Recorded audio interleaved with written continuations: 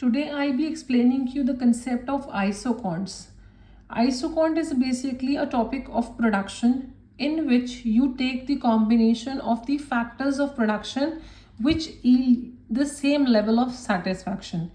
कि इसमें आप क्या करते हैं, आप वेरियस फैक्टर्स ऑफ प्रोडक्शन को लेते हैं, उन्हें कंबाइन करते हैं, कमोडिटीज़ को प्रोड्यूस करते हैं, बट जो भी आप कमोडिटीज उन फैक्टर्स ऑफ प्रोडक्शन को कंबाइन करके प्रोड्यूस करें, they provide you the same level of satisfaction. Basically in isoconts it represents all the possible input combination, input ratios of the two factors of production. तो isoquants में हम दो factors of production ले रहे हैं, जैसे कि मैंने लिया है कैपिटल एंड लेबर. तो आइसोकॉन्ट्स में हम टू फैक्टर्स ऑफ प्रोडक्शन को कंबाइन कर रहे हैं. We are producing the level of output by having a combination of these two factors of production, capital and labor. तो अलग अलग you can say combination of capital we are taking, different combination of labor we are taking. इन सबको combine करके we are producing the isocont 1 in which we are producing 100 units of this commodity. Thus input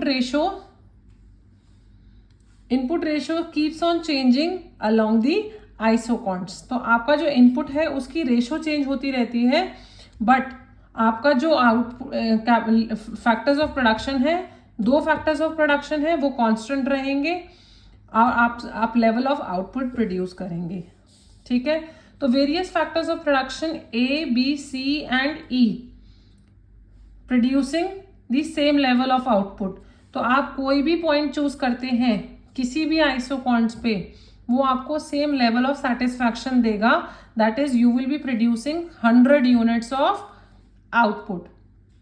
but the difference lies कि अगर आप point A को choose करते हैं तो this represents your capital intensive technique. कि आप जब आप पॉइंट ए चूज कर रहे हैं तो आप ज्यादा कैपिटल को यूज कर रहे हैं, तो कैपिटल इंटेंसिव टेक्निक आप यूज कर रहे हैं for producing the commodity.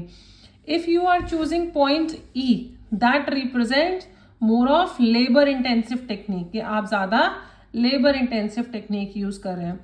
Technology remains unchanged and the inputs are assumed to be perfectly divisible.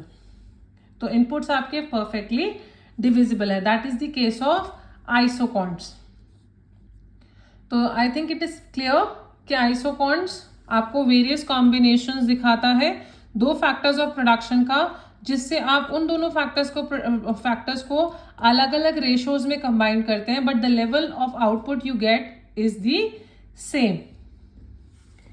So if you talk about the properties of isoconts, the higher the isoconts shows you the higher output level. जितना ज़्यादा आपका higher isocont होगा, क्योंकि that would represents the higher level of output.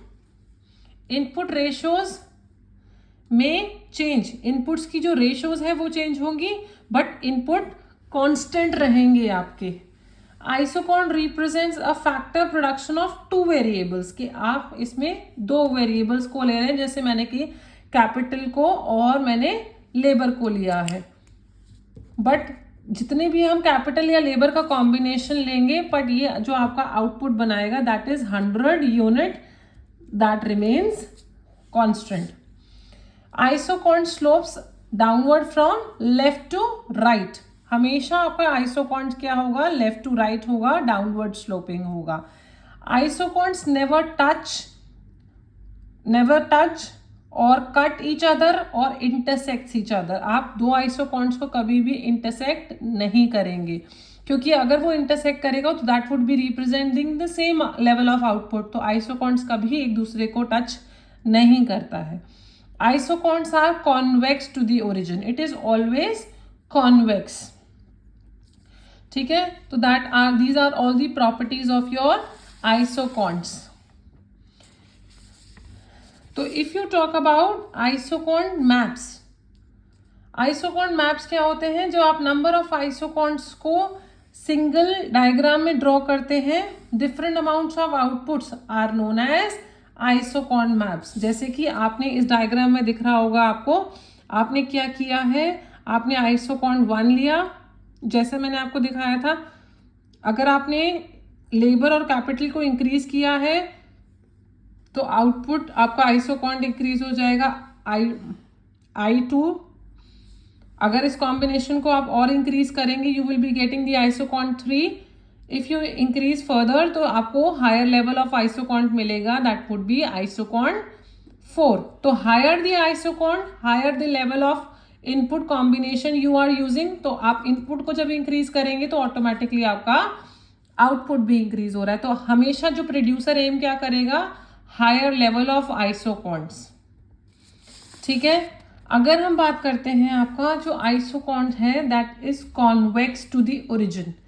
आइसोकॉन्ट्स आपका convex होता है हमेशा origin में। इसका जो रीजन है that is the marginal rate of technical substitution, that is known as MRTS। Technical substitution is that is technologically अगर अपने आप को एडवांस करते हैं तो ऑटोमेटिकली क्या है, आपका जो आउटपुट है वो इंक्रीज करेगा।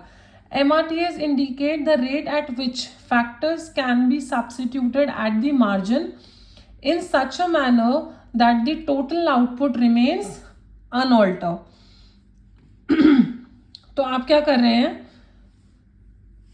सॉरी, आपने कॉम्बिनेशन लिया है, कॉम्बिनेशन ABCDE, जिसमें आपने कॉम्बिनेशन में लेबर लिया है, लेबर 1 2 3 4 5, साथ में आपने क्या लिया है, कैपिटल। कैपिटल मैंने लिया है 12 8 5 3 2। तो आपको दिख रहा होगा कि हमने क्या किया है, हमने एक फैक्टर ऑफ इनपुट को बढ़ाया है और दूसरे फैक्टर ऑफ इनपुट को कम किया है।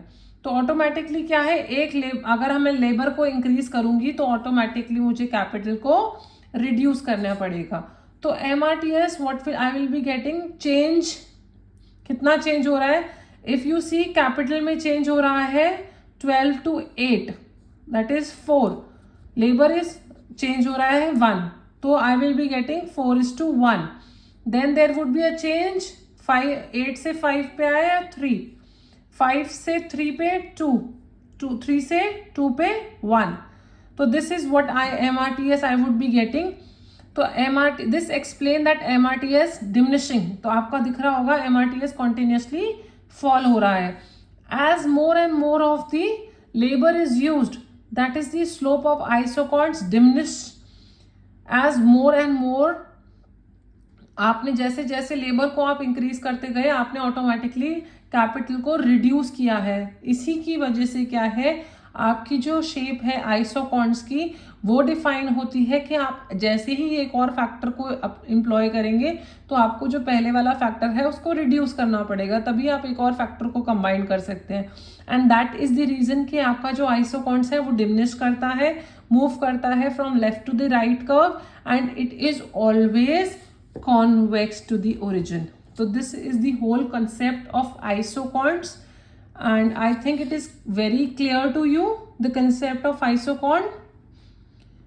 If you have any doubt related to anything, you can message me.